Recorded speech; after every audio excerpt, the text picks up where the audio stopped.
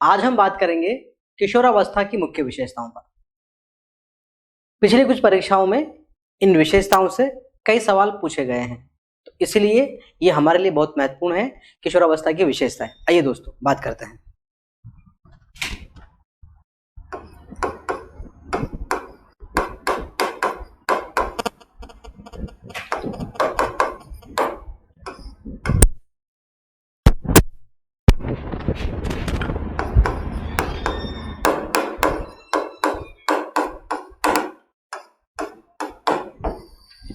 किशोरावस्था की विशेषताएं दोस्तों, हमें क्या क्या विशेष मिलती है। एक किशोर जो होता है उसमें कौन कौन से गुण होते हैं, या अपन यूं कहें कि किशोरों के क्या क्या लक्षण होते हैं। 12 से 18 साल की आयु के जो बालक बालिका हैं उनमें हमें क्या क्या विशेषताएं, क्या क्या गुण या लक्षण दिखाई देते हैं, उन सब की हम यहाँ पर चर्चा करेंगे। तो जैसे मैं बात करूं, हम सबसे पहले बात करते हैं कि किशोरावस्था में शारीरिक विकास बहुत तीव्र गति से होता है और उसके साथ साथ में उसमें परिपक्वता भी आने लगती है। ठीक है, तो एक इसकी विशेषता हो गई शारीरिक विकास में तीव्रता।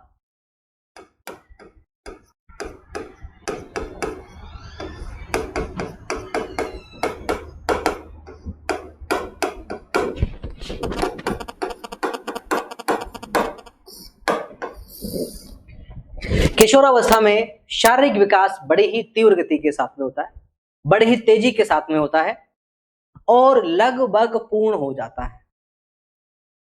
इसीलिए अपन कहते हैं कि वहां पर शारीरिक विकास में परिपक्वता भी आने लगती है। ठीक है ना, शारीरिक विकास में तीव्रता व परिपक्वता। परिपक्वता कंप्लीट हो जाता है और कंप्लीट होने के साथ साथ में उसमें मैच्योरिटी आने लगती है। ऑस्टियोफिकेशन की जो क्रिया है वो लगभग पूर्ण हो जाती है। हड्डियों का स्थायीकरण हो जाता है, हमारी हड्डियां कठोर और मजबूत हो जाती है, क्योंकि जब हड्डियां लचीली होती है ना तब बालक की लंबाई चौड़ाई बढ़ती है, लेकिन जब उसकी हड्डियां मजबूत हो जाती है, कठोरता जब उनमें आ जाती है, तो फिर हमारी हाइट बढ़ना बंद हो जाती है। इसलिए जो हमारा शारीरिक विकास है, जो हमारी हड्डियों की संख्या है, ठीक है ना, वो लगभग यहाँ पर पूर्ण हो जाती है। इसलिए कहते हैं कि इस अवस्था में शारीरिक विकास में बड़ी तीव्रता होती है। ठीक है, तो शारीरिक विकास बहुत तेजी के साथ में होता है। जहां पर बाल्य अवस्था में थोड़ा धीमा होता है, वहां पर जो आपकी किशोर अवस्था है यहाँ पर बड़ी तेजी के साथ में होता है, पूर्ण हो जाता है और उसमें परिपक्वता आने लगती है। ऐसा कहा है अनेक विद्वानों ने। कुछ लोग कहते हैं कि यदि हम बालिकाओं की बात करें, हम गर्ल्स की बात करें, जो बालिकाएं होती हैं, ठीक है ना, बालिका का जो शारीरिक विकास है वो 14 से 18 वर्ष में पूर्ण हो जाता है, और बालक का जो शारीरिक विकास होता है, ठीक है, वो कहते हैं कि 15 से 20 वर्ष में पूर्ण हो जाता है। लड़कियां 18 साल तक अपने पूर्ण आकार को प्राप्त कर लेती हैं। उनकी जितनी लंबाई चौड़ाई बढ़नी होती है वो लगभग 18 साल तक बढ़ जाती है। मतलब 18 साल की उम्र तक पहुंचते पहुंचते सभी बालिकाओं का शारीरिक विकास लगभग पूर्ण हो जाता है। अपवादों की बात एक अलग होती है दोस्तों, लेकिन औसतन यदि अपन सामान्य रूप से बात करते हैं तो लड़कियां, कुछ ऐसी लड़कियां हैं जो 14 साल में ही अपने पूर्ण नारीत्व को प्राप्त कर लेती हैं, लेकिन 14 से 18 बीच का एक समय दिया गया है कि इसमें लगभग सभी लड़कियां स्त्री बन जाती हैं, नारी बन जाती हैं, औरत बन जाती हैं। जो जो उनके शारीरिक विशेषताएं होती हैं वो सब उनको प्राप्त हो जाती हैं। ऐसे लड़कों के लिए कहा गया है कि लड़के जो होते हैं, बालक जो होते हैं, वो 15 से 20 वर्ष की आयु तक अपनी पूरी लंबाई चौड़ाई को प्राप्त कर लेते हैं, अपने पूरे पुरुषत्व को प्राप्त कर लेते हैं। वो किशोर से, लड़कों से अब पुरुष होने लगते हैं, युवा होने लगते हैं, प्रौढ़ होने लगते हैं। ठीक है ना, तो कहने का मतलब यह है कि जो लड़के हैं वो 15 से कब तक, 20 साल तक। तो ये जो दोनों समय है ये किशोरावस्था में आते हैं। इसीलिए कहते हैं कि किशोरावस्था में शारीरिक विकास तेज गति से होता है, शारीरिक विकास लगभग पूर्ण हो जाता है और उसमें परिपक्वता आने लगती है। ये एक इसकी विशेषता है किशोरावस्था की। दोस्तों आगे हम बात करते हैं, किशोरावस्था में मानसिक विकास भी बड़ी तेज गति से होता है। मानसिक विकास की तीव्रता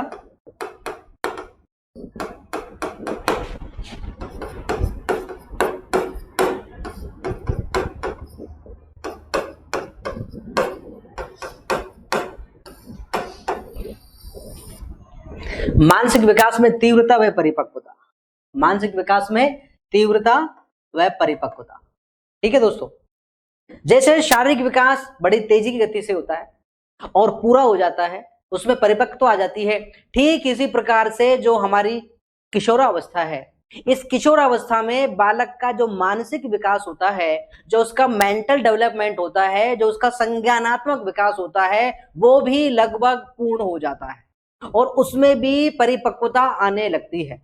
तो किशोरावस्था की एक और जो पहचान है, एक और जो उसका गुण है, जो लक्षण है, वो ये है दोस्तों कि किशोरावस्था में बालक का मानसिक विकास लगभग पूर्ण हो जाता है और वो पूर्ण तेजी के साथ में होता है दोस्तों, बड़ी गति के साथ में, बड़ी स्फूर्ति के साथ में उसका मानसिक विकास होता है। हम यदि यहां पर बात करें, स्पीयरमैन नाम के एक विद्वान हुए हैं जिन्होंने बुद्धि का सिद्धांत दिया है, ठीक है ना। स्पीयरमैन ने कहा कि बालक की बुद्धि का विकास 14 से 16 वर्ष की आयु तक हो जाता है। स्पीयरमैन कहते हैं कि बालक की बुद्धि का पूर्ण विकास 14 से 16 वर्ष की आयु तक हो जाता है। इसी प्रकार एक विद्वान और है दोस्तों जिनका नाम वुडवर्थ है। वुडवर्थ ने कहा है बालक की बुद्धि का विकास 15 से 20 वर्ष की आयु तक हो जाता है। मतलब कहने का तात्पर्य यह है कि किशोरावस्था में बालक की बुद्धि का संपूर्ण विकास हो जाता है, उसमें अमूर्त चिंतन आ जाता है, आलोचनात्मक उसमें चिंतन आ जाता है, उसके चिंतन में तार्किकता पूर्ण रूप से आ जाती है, उसका मानसिक विकास में धीरे धीरे परिपक्वता आने लगती है और उसका मानसिक विकास दोस्तों बड़ी तेजी के साथ में चल जाता है। जहां इससे पहले की अवस्था में उसमें अमूर्त चिंतन नहीं होता है, दूरगामी चिंतन का अभाव होता है, कल्पना उस स्तर की नहीं हो पाती है, तो किशोरावस्था में आते आते आते उसमें तमाम चीजें बड़ी तेजी के साथ में चेंज हो जाती हैं। तो हम कह सकते हैं कि यहाँ पर मानसिक विकास भी बड़ी तेजी के साथ में होता है और उसमें परिपक्वता आने लगती है दोस्तों। आगे बात कर दोस्तों, एक और विशेषता जो हमें दिखाई देती है वो है काम शक्ति की तीव्रता।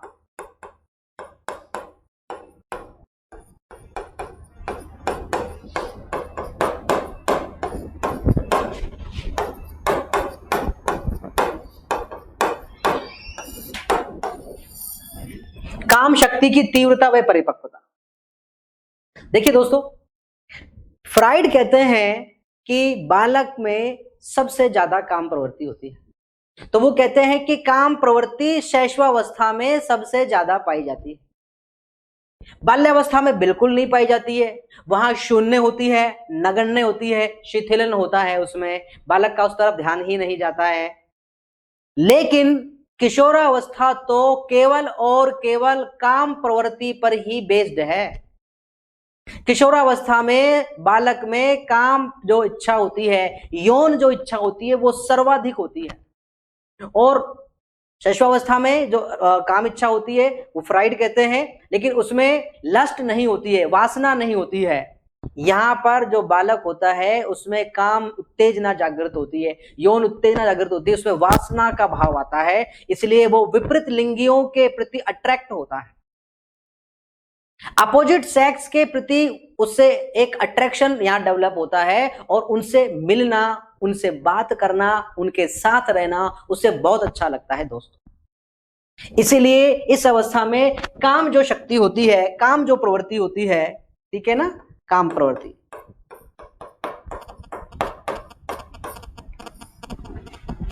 सेक्स जिसको डिजायर बोलते हैं, ज्यादा होती है। बाल्यावस्था से किशोरावस्था में प्रवेश चल रहा है, पूरे शरीर में आंतरिक रूप से हार्मोनल चेंज होता है, रासायनिक परिवर्तन चल रहा है, अंदर वीर्य निर्माण की प्रक्रिया प्रारंभ हो रही है, लड़कियों में मासिक धर्म का प्रारंभ होता है, तो पूरे बॉडी में इंटरनल रूप से आमूल चूल परिवर्तन होता है और काम उत्तेजना, काम इच्छाएं जो होती हैं वो और ज्यादा वहां डेवलप हो जाती हैं दोस्तों और उनमें परिपक्वता आने लगती है। जैसे अपन ने इसका अर्थ पढ़ा था, किशोरावस्था को अडोलसेंस कहते हैं और अडोलसेंस का मतलब होता है दोस्तों परिपक्वता की ओर बढ़ना, गो टुवर्ड्स मैच्योरिटी। तो किशोरावस्था में बालक में संतान उत्पन्न करने की योग्यता आ जाती है, संतान उत्पत्ति की योग्यता। योग्यता क्या है, उसको क्षमता कहिए दोस्तों। किशोर जो है ना वो संतान उत्पन्न करने के योग्य हो जाता है, उसमें इस प्रकार की शारीरिक क्षमता आ जाती है कि वो संतान उत्पन्न कर सकता है। इसलिए हमारे बुजुर्ग जो थे, हम यदि कुरीतियों की बात करते हैं तो हमारे यहाँ पर बाल विवाह का चलन था, और इसलिए छोटी उम्र में शादी हो जाया करती थी और छोटी उम्र में ही वो माता पिता बन जाते थे। तो दोस्तों यहाँ पर कहने का मतलब ये है कि काम जो प्रवृत्ति है, काम जो उत्तेजना है, यौन उत्तेजना है, उसकी जो इंटेंसिटी है, उसकी जो तीव्रता है, उसकी जो मैच्योरिटी है, वो भी हमें ज्यादा इस अवस्था में दिखाई देती है। इसलिए ये भी एक इसकी विशेषता है दोस्तों। आगे हम बात करते हैं दोस्तों, एक विशेषता इसमें है, वो है कल्पना की बहुलता।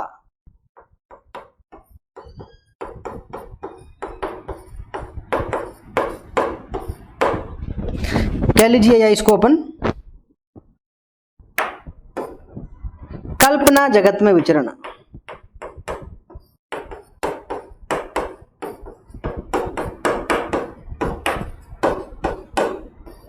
या इसको कहिए दीवा स्वप्न, डे ड्रीमिंग।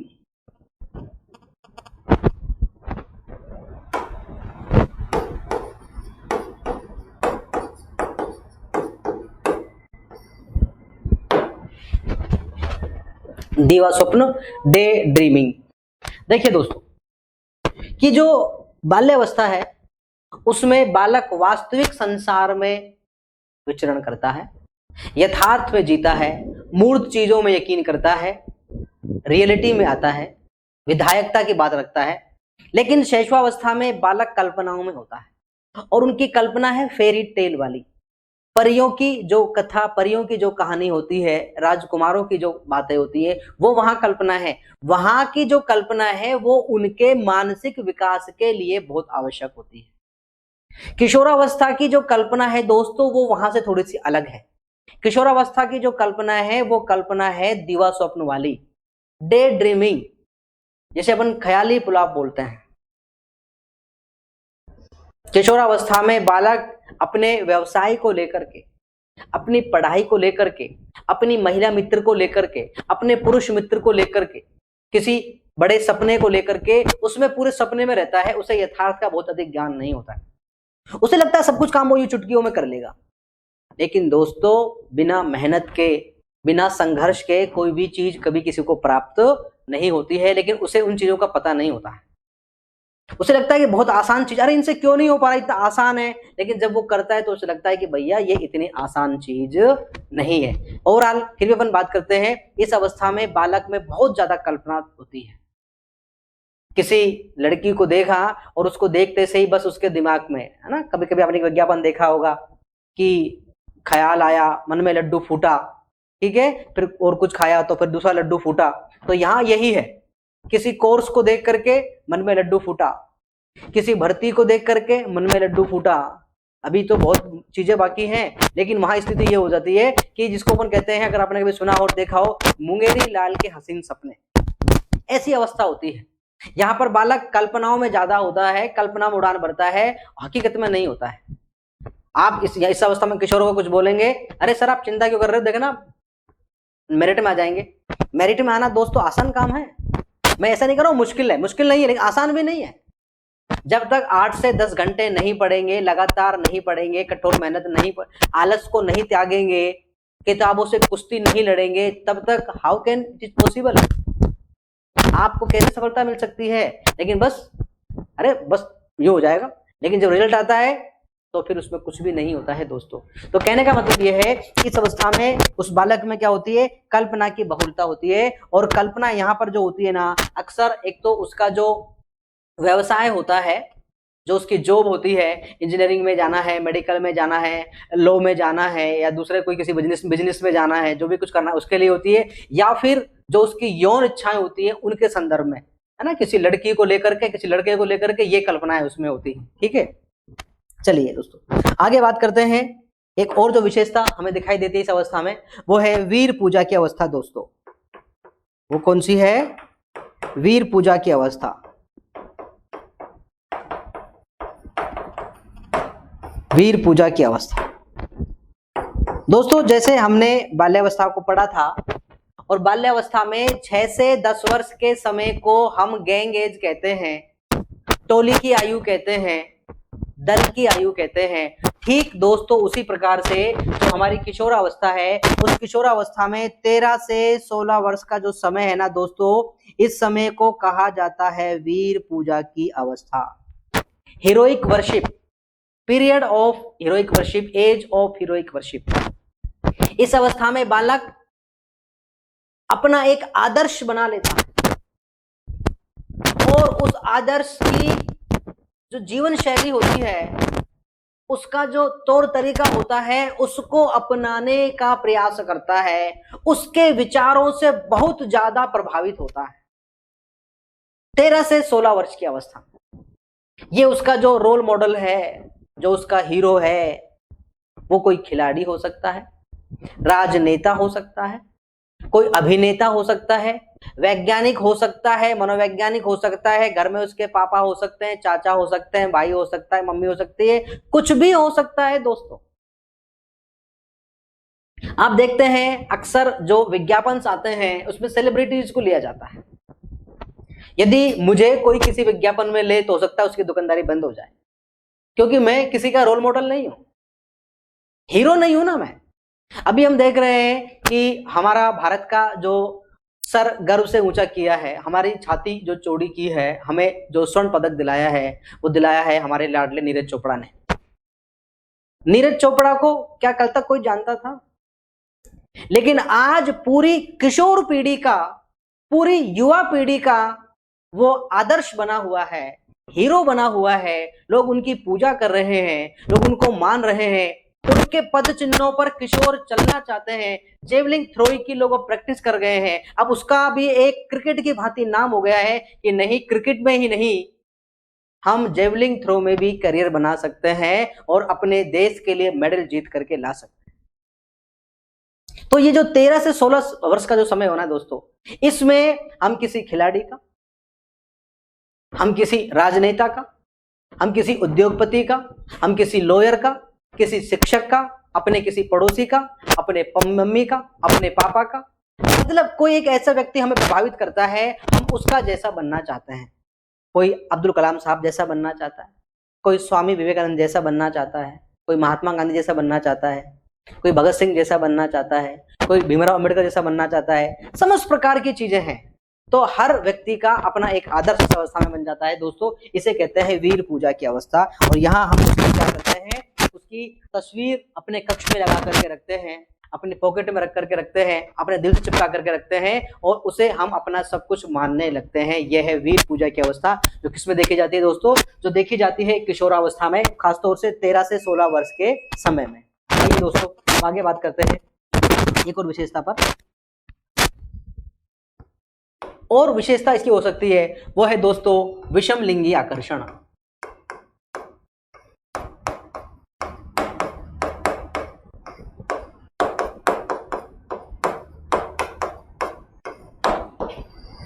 विषम लिंगी आकर्षण किशोरावस्था में विषम लिंगी आकर्षण देखने को मिलता है। बाल्यावस्था में समलिंगी आकर्षण देखने को मिलता है, जबकि जो किशोरावस्था है वहां हमें अपोजिट सेक्स के प्रति अट्रैक्शन देखने को मिलता है। इस अवस्था में हम देखेंगे कि लड़के लड़कियों में ज्यादा इंटरेस्ट लेना शुरू कर देते हैं और लड़कियां लड़कों में ज्यादा इंटरेस्ट लेना शुरू कर देती हैं। और ऐसा वो कोई जानबूझ करके नहीं कर रही है, ये उनकी नेचुरल नीड होती है, स्वाभाविक है उनके अंदर जो हार्मोनल चेंज हुआ है। जैसा बिग और हंट ने कहा है कि किशोरावस्था की विशेषताओं के लिए सर्वोत्तम रूप से व्यक्त करने वाला शब्द है परिवर्तन। तो जो परिवर्तन हुआ है, जो हार्मोनल चेंज हुआ है, एस्ट्रोजन प्रोजेस्टेरोन जो ग्रंथियां सक्रिय हुई हैं महिलाओं में, जो उनकी ग्रंथियां सक्रिय हुई हैं, उनसे जो हार्मोन निकलता है उससे फिर उनके अंदर जो काम भावना, काम इच्छा जागृत होती है, उसके कारण इनमें विपरीत लिंगी आकर्षण बढ़ता है। बहुत अधिक समय लड़के लड़कियों के साथ स्पेंड करना चाहते हैं, लड़कियां लड़कों के साथ स्पेंड करना चाहती है। हर कोई अपना एक महिला मित्र और महिला पुरुष मित्र बनाना चाहता है, जिसे अपन गर्लफ्रेंड और बॉयफ्रेंड कहते हैं। तो ये है विपरीत लिंगी आकर्षण दोस्तों, जो इस अवस्था में अपन को देखने को मिलता है सबसे ज्यादा। आगे दोस्तों बात करते हैं, एक और विशेषता है, वो है रोमांचकारी खेलों में रुचि। रोमांचकारी खेलों में रुचि।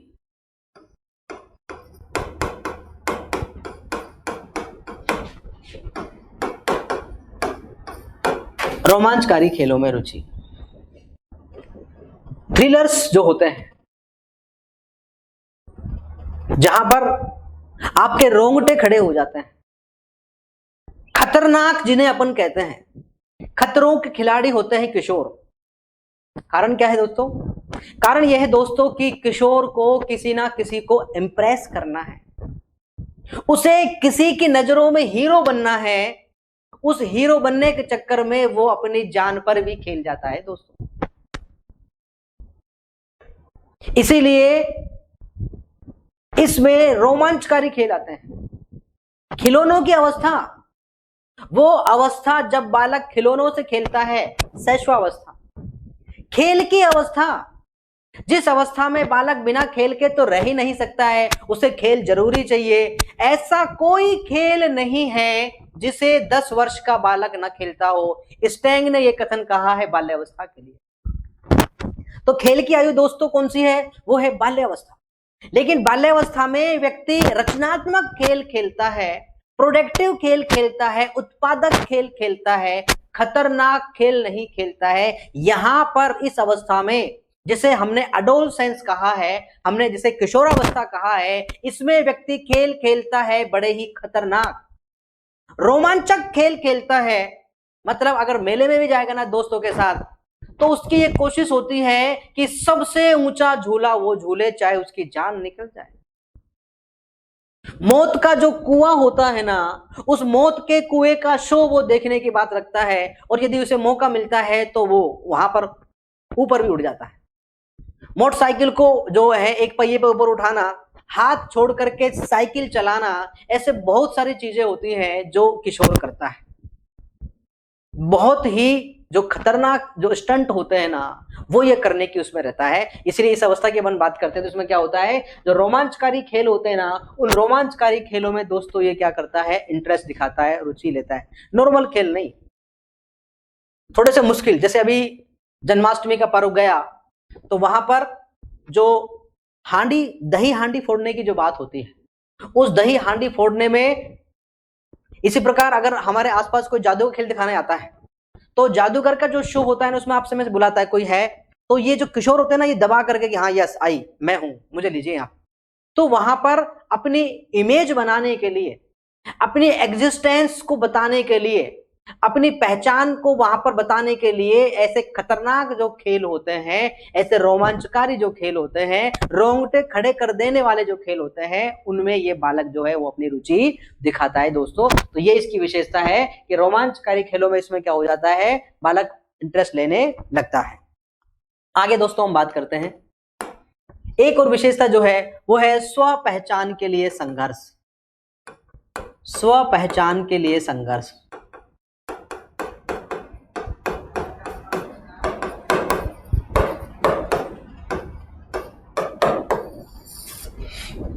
किशोरावस्था में यह भी एक इसकी विशेषता में देखने को मिलती है कि किशोर ये चाहता है कि उसे अटेंशन दिया जाए, उसकी अपनी खुद की आइडेंटिटी हो, उसे किसी के नाम से नहीं जाना जाए, उसको खुद के अपने नाम से, मतलब उसकी खुद की पहचान होनी चाहिए, ये उसके अंदर भावना होती है। इसे अपन कहते हैं स्व पहचान के लिए संघर्ष, और ये इस अवस्था में देखने को मिलता है। अब होता क्या है, हम अक्सर बालकों की तुलना दूसरे बालकों से करते हैं दोस्तों। वो दूसरे बालकों से जब आप किसी किशोर की तुलना करते हैं, तो किशोर को लगता है कि मेरा अस्तित्व संकट में है, मेरी पहचान संकट में है, मुझे दूसरों के जैसा नहीं बनना है, मुझे यूनिक बनना है, मुझे खुद को कुछ नया, मतलब अपना जैसा एक अनोखा मुझे बनना है। पेरेंट्स क्या कहेंगे, उस लड़के को देख, उसमें ऐसा हुआ, उसमें ऐसा हुआ। अब ये बातें हम कह रहे हैं, हम उसे मोटिवेट कर रहे हैं, लेकिन मैं आपको बता रहा हूं दोस्तों, ये बिल्कुल उल्टा तीर जा रहा है। आप गलत जगह पर डायल कर रहे हैं, गलत निशाना लगा रहे हैं। आप सोच रहे हैं कि आप अपने बच्चे के लिए अच्छा कर रहे हैं, आप उसे प्रेरित कर रहे हैं, लेकिन नुकसान कर रहे हैं। कभी भी अपने बच्चे की तुलना किसी दूसरे से मत कीजिए, उसके सामने तो कम से कम मत कीजिए। जब आप ऐसा करते हैं तो उसे लगता है कि उसकी पहचान को खतरा है, फिर उसको परेशानी हो जाती है। ये इस अवस्था में बालक ऐसे काम करता है जिससे उसकी खुद की उसको पहचान मिले, उसका नाम हो, उसके नाम से उसे जाना जाए। इसीलिए मैंने आपको कहा कि वो रोमांचकारी जो खेल होते हैं कि जो कोई नहीं कर सकता वो मैं कर सकता हूं, मुझे इस नाम से जाना जाता है। दोस्तों, हम खूब किशोरों से मिलते हैं, आप भी किशोरों से मिले होंगे। तो आप देखिए, ये गेम्स में भाग लेना, कल्चरल एक्टिविटीज में भाग लेना, और भाग लेने के बाद वहां पर फर्स्ट आना और सबकी नजरों में छाना, ये उनके अंदर एक भाव होता है। ये भाव बाल्यावस्था में नहीं होता है, ये भाव शैशवावस्था में नहीं होता है। अस्तित्व के लिए संघर्ष, स्व पहचान के लिए संघर्ष जो होता है ना, वो इनमें किशोरावस्था में ही पाया जाता है। आगे दोस्तों हम बात करते हैं, एक और विशेषता मुझे देखने को मिलती है, वो ये है सामाजिक स्वीकृति की भावना।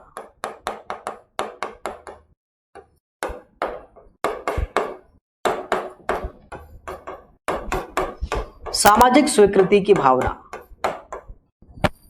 दोस्तों, मैं जो काम करूं उसे समाज से स्वीकृति मिले, ऐसा किशोर सोचता है।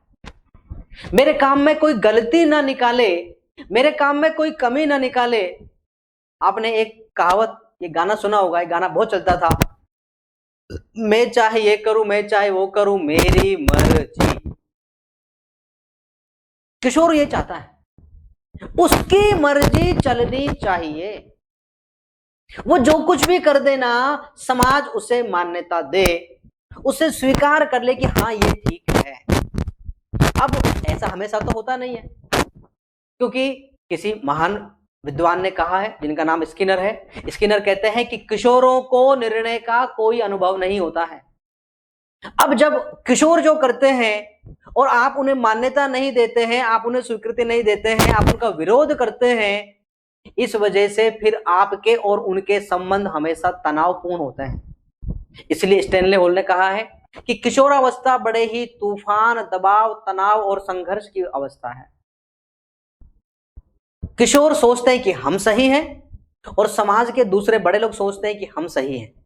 वो इसलिए सोचते हैं क्योंकि किशोरों को अभी जोश में होश खोने वाली बात है, इन्हें सच्चाई का पता नहीं, अभी कल्पनाओं में घूम रहे हैं, जोश में है, हकीकत कुछ और, क्योंकि इन लोगों को तो अनुभव है ना भाई। तो ये इसलिए अक्सर अपन देखेंगे कि समाज में किशोरों के जो संबंध होते हैं वो तनावपूर्ण देखने को मिलता है। किशोरों में विद्रोह की भावना होती है, उनमें समायोजन संबंधी समस्या भी हमें दोस्तों देखने को मिलती है। तो यहां अपन बात करते हैं कि किशोरों में सामाजिक स्वीकृति की भावना होती है। किशोर चाहते हैं कि वो जो काम करें उन्हें समाज मान्यता दे, उन्हें समाज स्वीकृति दे।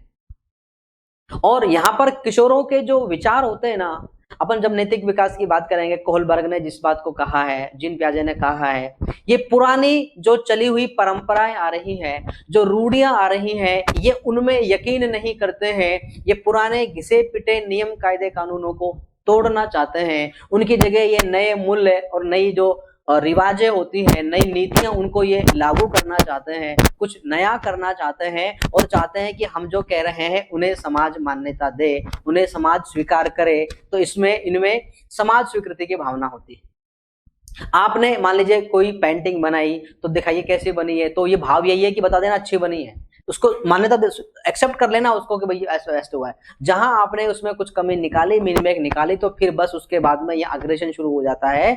फिर उसके बाद में ये आपके खिलाफ, आपके विद्रोह मतलब करना प्रारंभ कर देते हैं किशोर। तो किशोरावस्था में सामाजिक स्वीकृति की भावना देखने को मिलती है।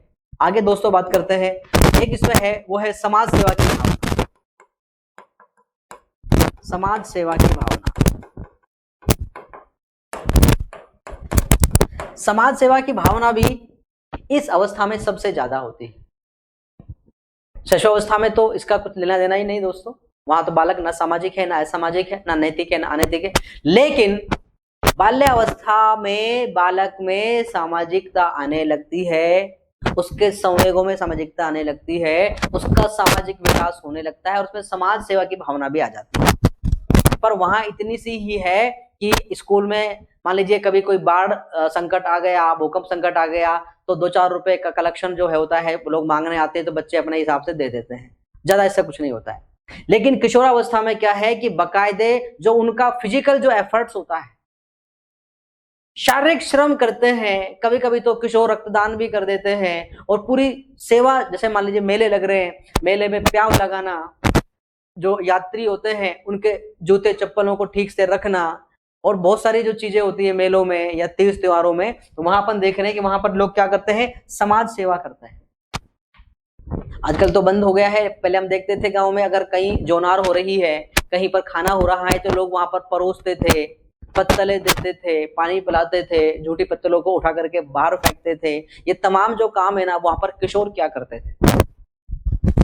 तो किशोरों में समाज सेवा की भावना होती है, उनमें जुनून होता है, उनमें जोश होता है। ठीक है दोस्तों, आगे हम बात करते हैं। एक और विशेषता वो है ईश्वर व धर्म में विश्वास।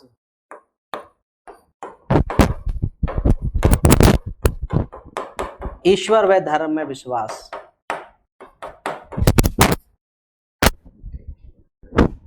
किशोरावस्था में, जो किशोरावस्था का जो प्रारंभिक समय होता है, वहां उनमें धार्मिक कट्टरता भी आती है।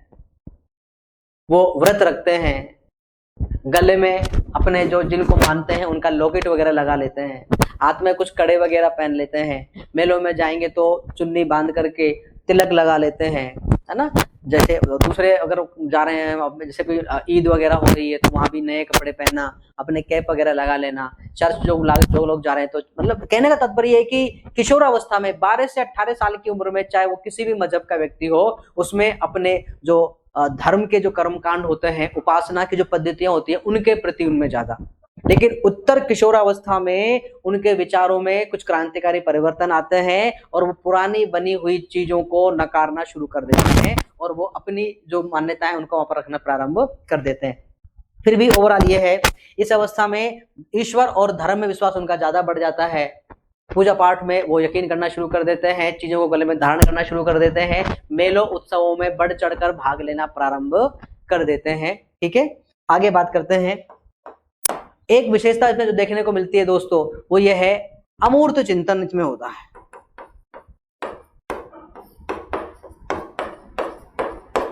अमूर्त चिंतन की अवस्था।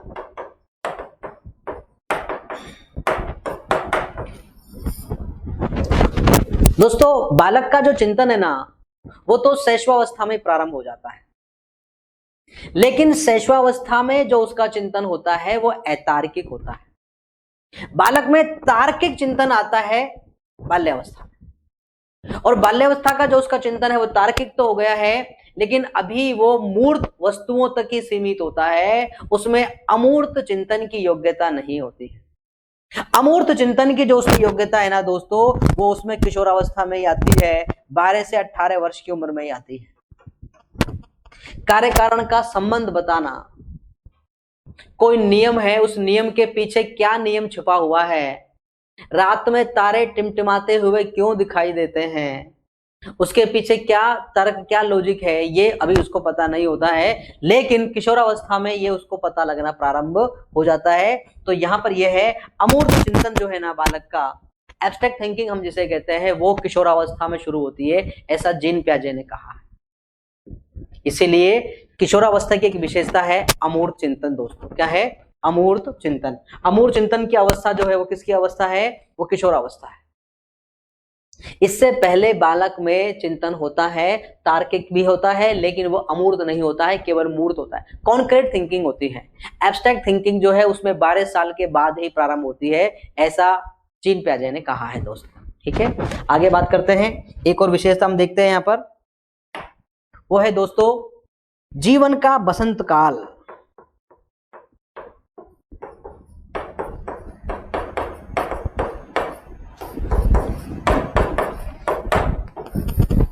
जीवन का बसंत काल, किशोरावस्था को जीवन का बसंत काल कहा जाता है। मतलब कि किशोरावस्था को उपमित किया गया है बसंत से, उसकी तुलना बसंत से की गई है कि जो जो विशेषताएं हमें बसंत में दिखाई देती है वही की वही विशेषताएं हमें किशोरावस्था में जो बालक बालिकाएं होते हैं उनमें दिखाई देती है। अब क्यों कहा गया है इसे जीवन का बसंत काल? देखिए दोस्तों, जब शरद ऋतु का जाना होता है उसके बाद बसंत आती है। शरद ऋतु में वृक्षों में पतझड़ हो जाता है, पत्तियां सूख करके झड़ने लगती हैं, पेड़ बिल्कुल जैसे मान लीजिए नग्न अवस्था में आ जाता है। फिर उसके बाद में कुछ समय बाद धीरे धीरे नई कोपलें निकलती हैं, उल्लास और उमंग का पूरा वातावरण बनता है।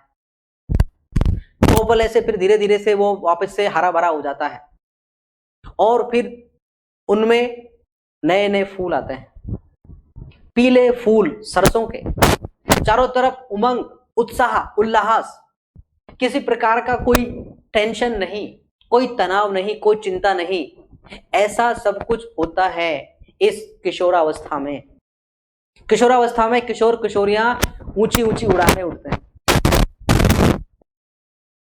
स्कूल कॉलेज में वो बहुत उच्च कल्पना लोक में होते हैं, बड़े बड़े सपने देखते हैं, उन्हें कमाने की चिंता नहीं होती है, घर की चिंता नहीं होती है।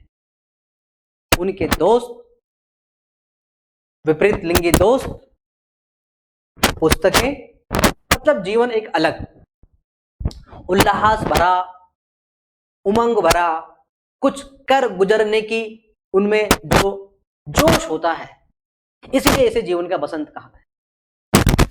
कोई नकारात्मकता नहीं, पूरी तरह से मतलब पूरी जोश के साथ, पूरी ऊर्जा के साथ व्यक्ति जो भरा हुआ जो लड़का लड़की होता है, पूरी दुनिया को बदलने की जो मात्रा रखता है, ऐसा होता है।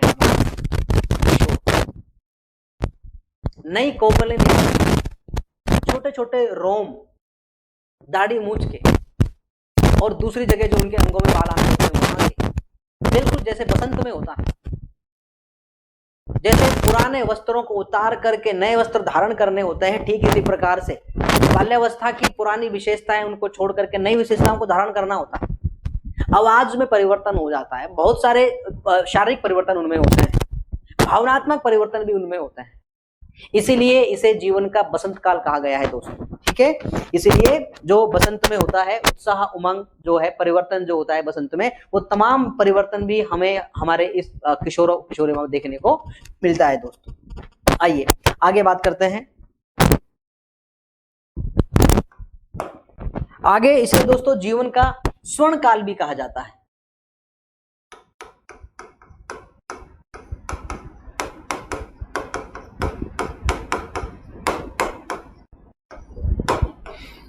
गोल्डन एज, गोल्डन पीरियड, जीवन का स्वर्ण काल।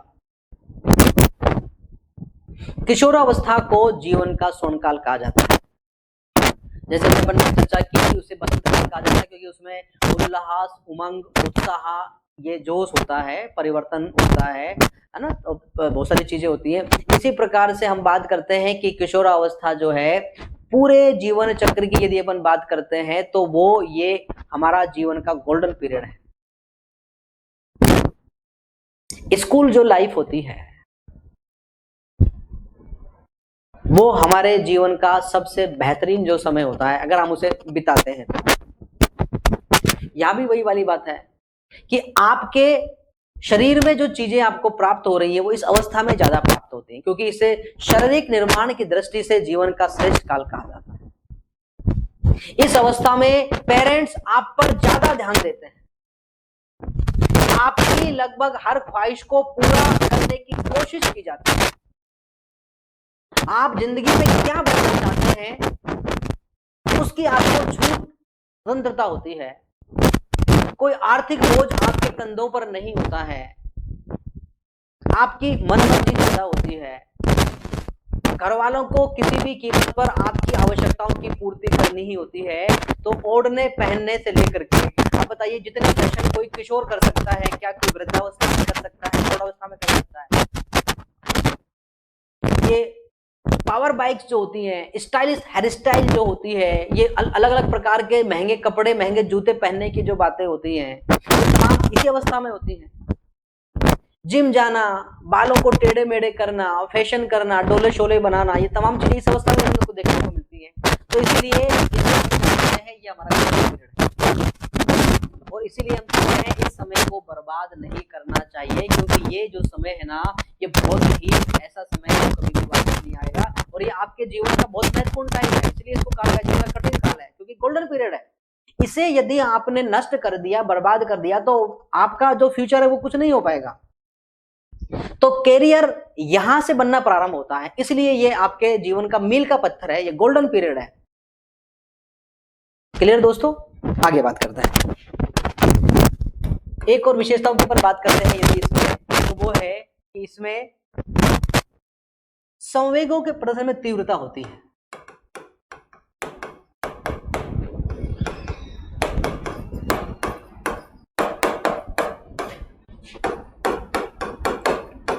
संवेगों के प्रदर्शन में तीव्रता, दोस्तों संवेगों में तीव्रता केवल दो अवस्थाओं में होती है, या तो शिशुअवस्था में होती है और या किशोरावस्था में होती है।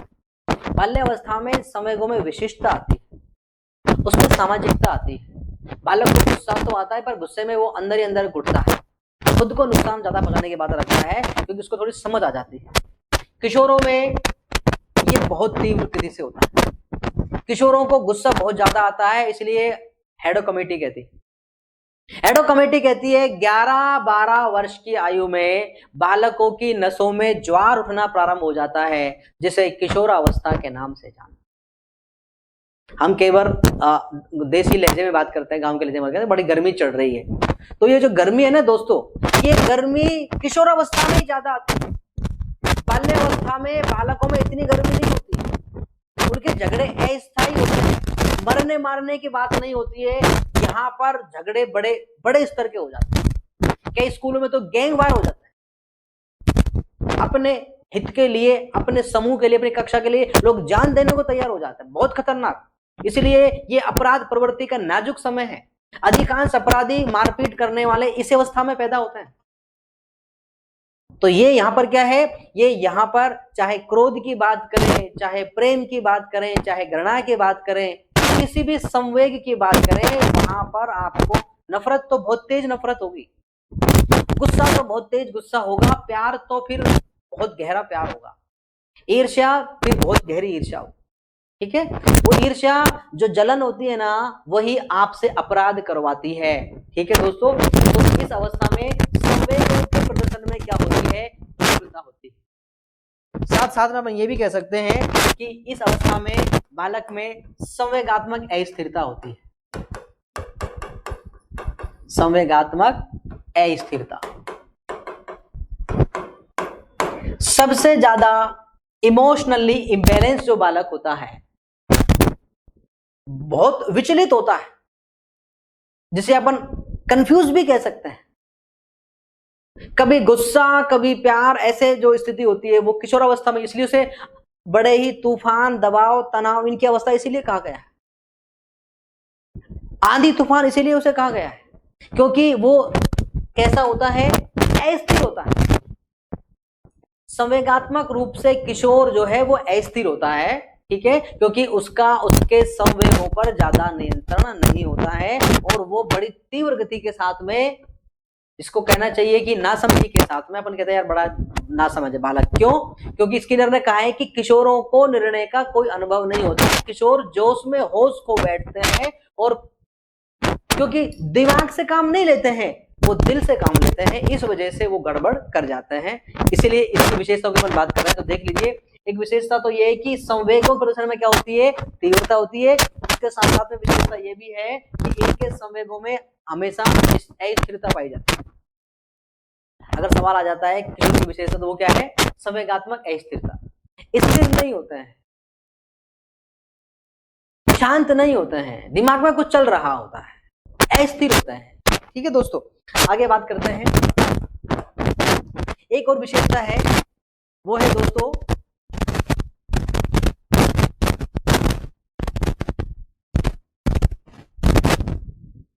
व्यवसाय चयन की चिंता।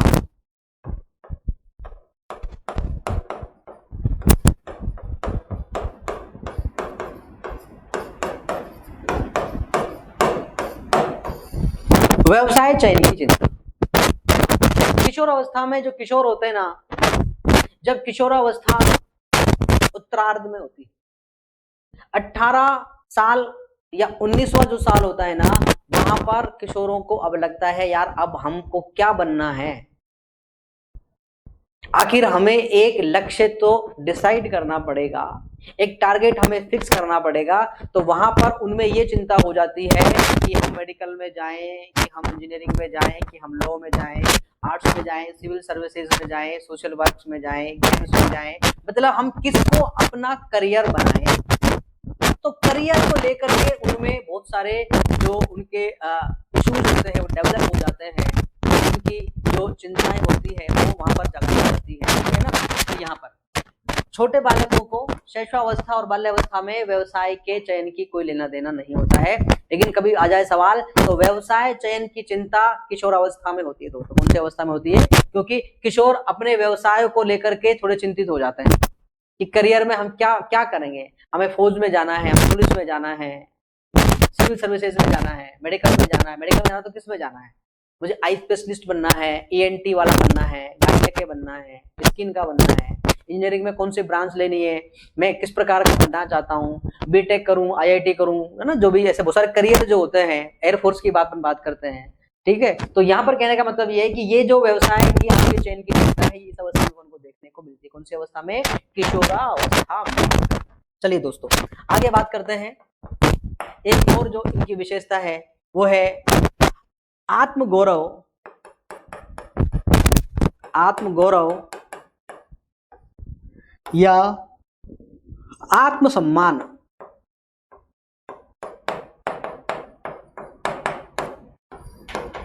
की भावना, आत्मगौरव या आत्मसम्मान की भावना।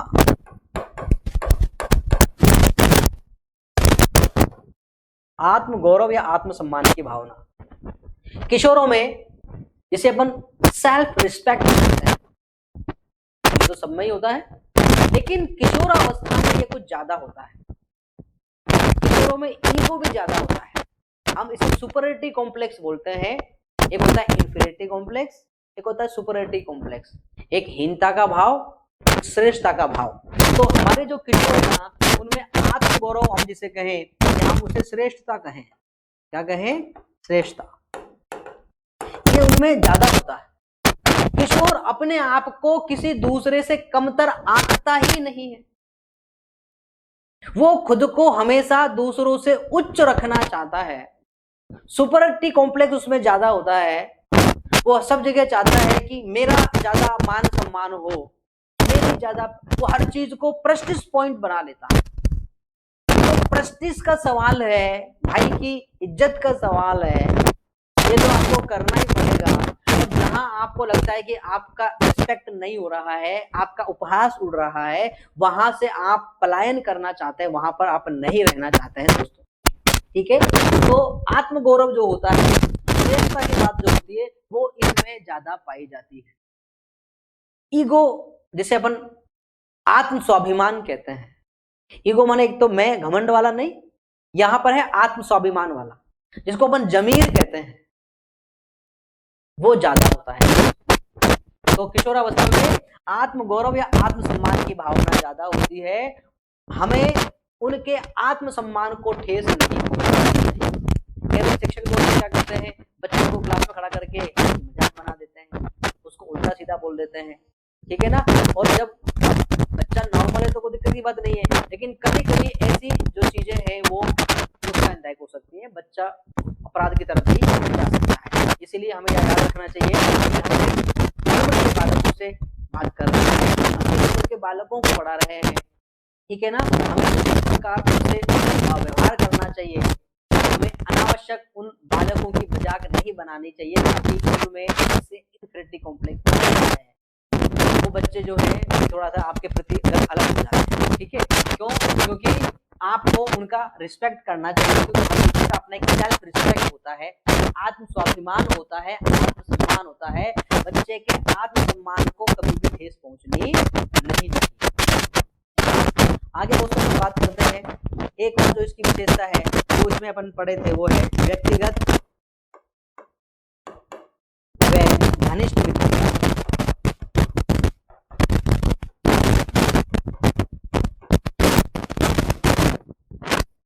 व्यक्तिगत व घनिष्ठ मित्रता। दोस्त तो बाल्यावस्था में ही बनते हैं, लेकिन बाल्यावस्था के दोस्त अस्थायी होता है। किशोरावस्था के दो दोस्त होते हैं दोस्तों, उनमें स्थायित्व होता है, वो स्थायी दोस्त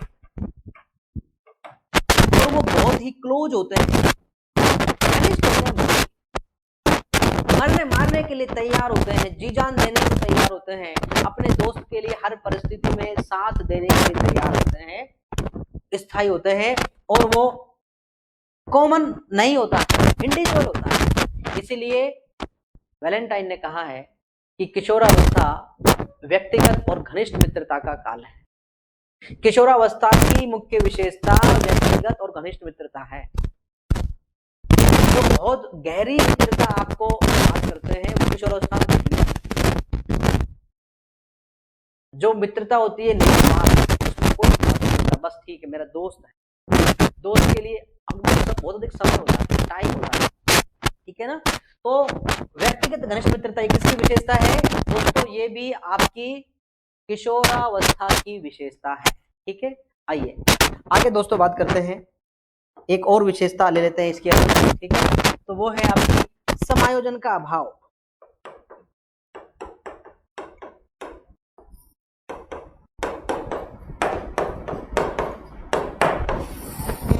इसे इसकी विशेषता कहें चाहे इसकी समस्या कहें कि किशोरावस्था में बालक सबसे ज्यादा जिस प्रॉब्लम से फेस करता है, कि समस्या से जूझता है ना, वो एडजस्टमेंट होती है, क्योंकि किशोर बैलेंस नहीं कर पाता है, समायोजन नहीं कर पाता है। शादी ब्याह में आप देखेंगे अगर ये बच्चे चले जाते हैं, अगर इनकी उम्र के बालक बालिका यहाँ पर नहीं होते हैं तो ये आपको वहां पर एडजस्ट नहीं कर पाते हैं। कारण क्या है दोस्तों, कि छोटे जो बालक होते हैं ना वो तो सब बालकों में घुल मिल जाते हैं, लेकिन ये जो हमारे किशोर होते हैं ना ये नहीं घुल मिल पाते हैं, ये बेचारे अलग थलग से पड़ जाते हैं, फिर उस एनवायरनमेंट के अकॉर्डिंग अपने आप को एडजस्ट नहीं कर पाते हैं, जो इनको बहुत बुरा लगता है। क्लासेस में यही होता है कि ये अधिकांश जगह अपने आप को एडजस्टमेंट नहीं करना चाहते, उसके बहुत सारे कारण ये जो करते हैं, चाहते हैं समाज उनको मान्यता दे, इनमें आत्मसम्मान की बात, वो बहुत सारे फैक्टर्स होते हैं।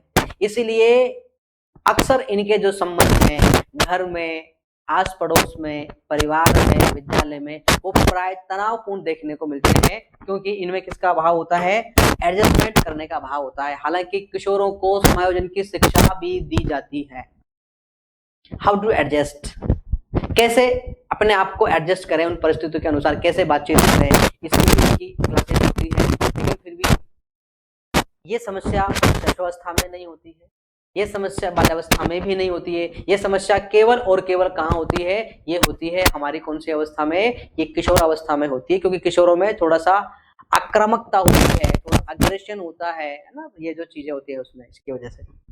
आइए दोस्तों आगे बात करते हैं, एक और विशेषता किशोरावस्था की, वो है दोस्तों विरोध और विद्रोह की भावना।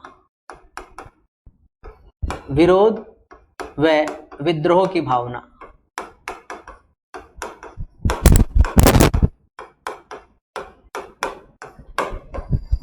विरोध व विद्रोह की भावना, अपने से बड़ों का विरोध करना, विद्रोह करना, बगावत करना, शिशुअवस्था में नहीं होता, बाल्यावस्था में भी नहीं होता, क्योंकि बालक तो ऐसा सोच भी नहीं सकता है, लेकिन किशोरों में ये ज्यादा आ जाती है। अगर कोई उसकी बात नहीं मानता है तो घर छोड़ करके चले जाते हैं, घर से निकल जाते हैं, कमरा बंद कर लेते हैं, सामने पलट करके जवाब देना शुरू कर देते हैं। मतलब या तो आप उनकी बात मान लीजिए, वरना वो अब आपके सामने बोलना शुरू कर देते हैं। इसे कहते हैं विरोध या विद्रोह की भावना। किशोरावस्था में सबसे ज्यादा देखने को मिलती है। या तो आप उनके मन के मुताबिक कामों को कर दीजिए, जो उन्होंने करा है उसको स्वीकृति दे दीजिए, और यदि आपने उसके काम में टोका टोकी करने की बात की, रोका रोकी करने की बात की, तो फिर वो आपका विरोध करना शुरू कर देते हैं, आपके प्रति विद्रोह को उत्पन्न करना प्रारंभ कर देते हैं। मान लीजिए आप क्लास में पढ़ा रहे हैं, और वहां अगर आपने ऐसा किया तो को लेकर के वो आपकी होल्डिंग शुरू कर देगा, आपका विरोध शुरू कर देगा, आपके खिलाफ बगावत शुरू कर देगा। ठीक है ना। तो ये जो स्थितियां हैं यहाँ पर देखने को मिलती है।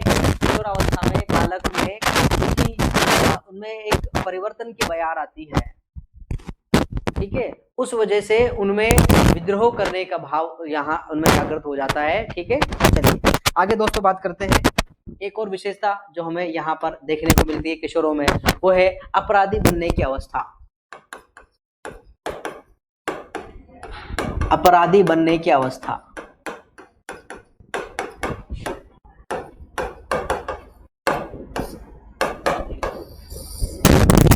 कुछ सर्वे दोस्तों इस बात को कहते हैं कि बाल अपराध जो होता है, सबसे ज्यादा जो बाल अपराधी होते हैं किशोरावस्था में होते हैं, उनका सबसे ज्यादा जो कारण होता है ना, वो यौन संबंध।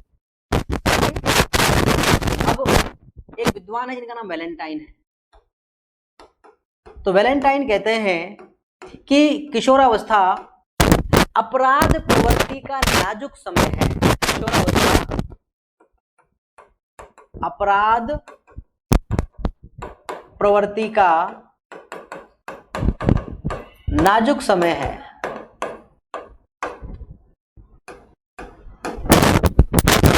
मतलब किशोर ऐसे हैं, आप इन्हें किसी भी तरफ ले सकते हैं, इसलिए ये नाजुक समय है। आप इन्हें अपराधी भी बना सकते हैं, इन्हें आप समाज के सभ्य नागरिक भी बना सकते हैं, है ना, या इन्हें कुछ और भी बना सकते हैं।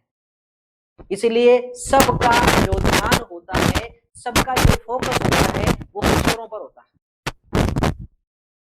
वर्तमान में तमाम जो चीजें हैं, उन सबका जो फोकस है ना दोस्तों, वो किशोरों पर है। क्योंकि किशोरों को आप जैसा चाहे मोड़ सकते हैं, उनमें जोश होता है, उनमें जुनून होता है, कुछ करने की उनकी बातें होती हैं।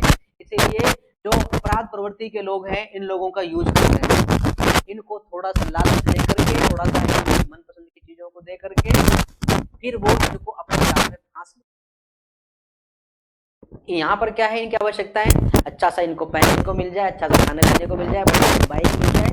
इसलिए इनको नशे की लत लोग लगा देते हैं, इनसे फिर गैर कानूनी काम करते हैं, गलत काम इनसे करते हैं। ठीक है दोस्तों, इसलिए क्या कहा वैलेंटाइन ने कि किशोरावस्था अपराध प्रवृत्ति का नाजुक समय, कि इस समय बालक जल्दी से अपराधी बन सकता है, गलत काम कर सकता है, मारपीट कर सकता है, तोड़फोड़ कर सकता है। ठीक है ना, चोरी वगैरह करने की जो बात होती है।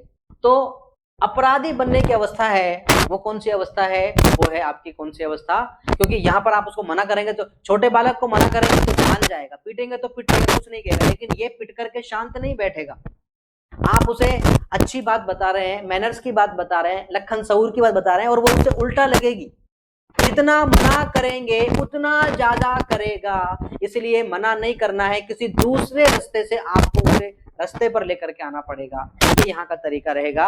इसलिए अपराध बनने की जो इच्छा है, अपराधी बनने की जो अवस्था है, वो ये है। कौन सी अवस्था कि सबसे ज्यादा जो बाल अपराधी बनते हैं, जो पैदा होते हैं, वो किशोरावस्था में, मतलब कि वो 12 से 18 साल में ही पैदा होता है। पैदा होता है वो 12 साल में पैदा होते हैं। बात करेंगे, एक और जो विशेषता हमें देखने को मिलती है, वो है आत्म प्रेम या आत्मकामिका।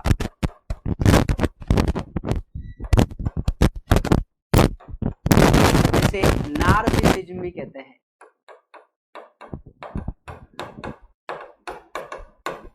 नार्सिसिज्म, फ्राइड ने कहा है कि बालकों में आत्मकामिका या आत्म प्रेम की भावना होती है, जिसका मतलब ये होता है कि बालक खुद को सबसे ज्यादा आकर्षक समझता है, बालक खुद को सबसे ज्यादा महत्वपूर्ण समझता है। वो समझता है कि मेरा जैसा दुनिया में कोई नहीं है, मैं ही दुनिया का सबसे सुंदर लड़का या लड़की हूं, सबसे आकर्षक दुनिया में कोई नहीं है या नहीं होना चाहिए। इसलिए वो बार बार अपने को दर्पण में देखता है, बार बार अपने केश विन्यास को चेंज करता है, दिन में कई मर्तबा कपड़े बदलता है। ये जो उसके लक्षण है ना दोस्तों, जब वो चल रहा है तो चलते हुए अपने आप को देखता है, अपने आप को बार बार शीशे में देखता है। ये तमाम विशेषता है नार्सिसिज्म की है, ये आत्मकामिका या आत्म प्रेम की। ख्याल आया कि राधा बार बार अपने को दर्पण में निहारती है, केश विन्यास परिवर्तित करती है, दिन में कई मर्तबा कपड़े बदलती है। राधा कौन सी अवस्था में है? राधा किशोरावस्था। राधा किशोरावस्था में कौन सी विशेषता है? नार्सिसिज्म है, आत्मकामिका है, आत्म प्रेम है। क्लियर दोस्तों? स्कूल से आने के बाद यदि हम लंबे समय तक बात कर रहे हैं अपने दोस्तों से, फोन पर टेलीफोन से बात कर रहे हैं, ये क्या है? किशोरावस्था। विपरीत लिंगी आकर्षण, क्योंकि ये बात आप लड़के से तो करेंगे नहीं, और वो भी इस अवस्था की अपन बात देखते हैं कि इसलिए कि किससे बात कर रहे हो, क्या बात कर रहे हो, क्या चल रहा है। ठीक है, तो कहने का मतलब ये है कि आत्मकामिका, आत्म प्रेम का मतलब ये होता है अपने आप को सजाना, संवारना, मेकअप करना, बार बार चेहरा धोना, पिंपल्स को हटाना चेहरे पर से,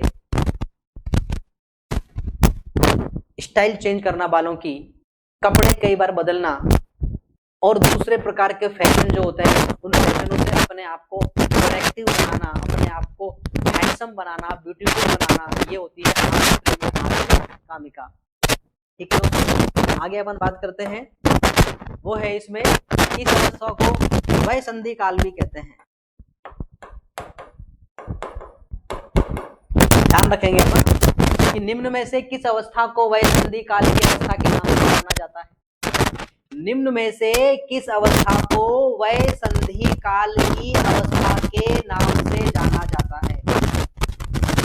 अवस्था, किशोरावस्था, युवावस्था, वृद्धावस्था। कौन सी अवस्था? किशोरावस्था। किशोरावस्था को वय संधि काल के नाम से जाना जाता है क्योंकि किशोरावस्था जो है ना, ये बाल्यावस्था और प्रौढ़ावस्था के बीच संधि है, दो के प्रति जॉइंट का काम कर रही है, ये यहां से यहां तक, इसलिए इसे वय संधि काल कहते हैं। याद रखेंगे वय संधि काल की होती है किशोरावस्था। इसका मतलब क्या है? वय संधि काल का मतलब ये है कि ये प्रौढ़ावस्था और बाल्यावस्था के बीच की अवस्था है, बीच का काल है। आगे हम बात करते हैं दोस्तों, इस अवस्था में बालकों में जीवन दर्शन का निर्माण होने लगता है।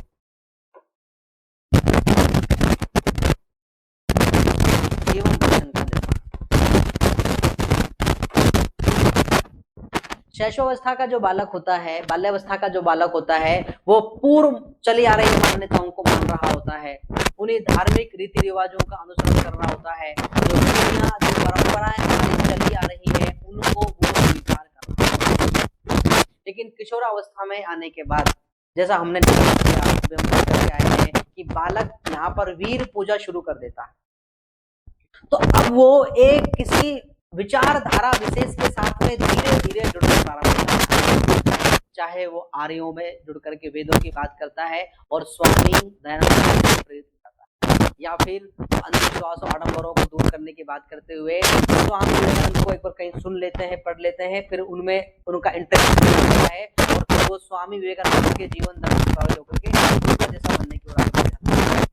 महात्मा गांधी की बात कर सकते हैं, भगत सिंह की बात कर सकते हैं, ठीक है ना। कहने का मतलब ये है कि इस अवस्था में बालक का अपना एक जो लाइफ, जो उसकी फिलोसफी होती है, उसका बनना शुरू हो जाता है। यहाँ अब यह है कि बालक को उदारवाद की तरफ जाना है, कि पूंजीवाद की तरफ जाना है, कि लोकतंत्र की तरफ जाना है, कि समझदारी की तरफ जाना है। धीरे धीरे उसके अंदर जो उसके मनोभाव है वो स्थायी होने प्रारंभ हो जाता है। जैसे व्यवसाय चयन की चिंता करते हैं, यहाँ पर अमूल दर्शन होता है, उसके सोचने का दायरा बढ़ गया है, इसलिए अब उसका खुद का जो चिंतन है वो विकसित हो जाता है और जीवन के प्रति उसका जो दर्शन है उसका निर्माण करना प्रारंभ हो जाता है। दोस्तों आगे दोस्तों अपन बात करते हैं, तो एक इसमें यह है कि हम इसे आंधी तूफान की आयु के नाम से भी जानते हैं।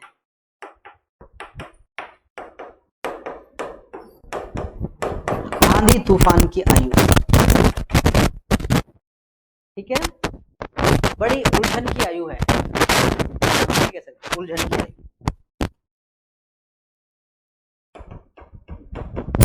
उलझन की आयु। विडंबना भी होती है इसमें, ये भी कह सकते हैं अपन ऐसे, ठीक है। क्योंकि यहाँ पर बड़ी उठापटक होती है, बड़ा यहाँ पर आपको तनाव होता है, कॉन्फ्लिक्ट चलता रहता है, बड़ी दिक्कतें होती है, ये वाली बात करते हैं। आगे अपन बात करते हैं दोस्तों एक और विशेषता इसकी, वो है दोस्तों जीवन का कठिन काल। जीवन का कठिन काल, ठीक है दोस्तों, इसे जीवन का कठिन काल कहा जाता है, मुश्किल काल कहा जाता है, और ये कहा है किलपैट्रिक। किसने कहा है? किलपैट्रिक। किलपैट्रिक ने किशोरावस्था को जीवन का सबसे कठिन काल कहा है। जितनी अवस्थाएं हैं वहां पर सबसे मुश्किल जो टाइम है ना आपका पेरेंट्स के लिए, बात के लिए कौन सा है? यही वाला समय होता है जो। आगे हम बात करते हैं एक बात वो है शैशवावस्था की पुनरावृत्ति। शैशवावस्था की पुनरावृत्ति,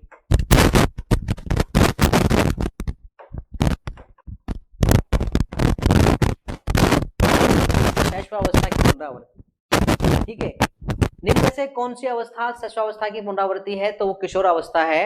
ऐसा रोज और जोन्स ने कहा है दोस्तों कि जो चीजें शैशवावस्था में होती है, जो परिवर्तन वहां होते हैं, जो चीजें होती है वो लगभग जो है किशोरावस्था में भी आती है। शैशवावस्था की पुनरावृत्ति की अवस्था, शैशवावस्था की पुनरावृत्ति की अवस्था कहा जाता है। शैशवावस्था की पुनरावृत्ति की अवस्था। तो दोस्तों ये थी किशोरावस्था की मुख्य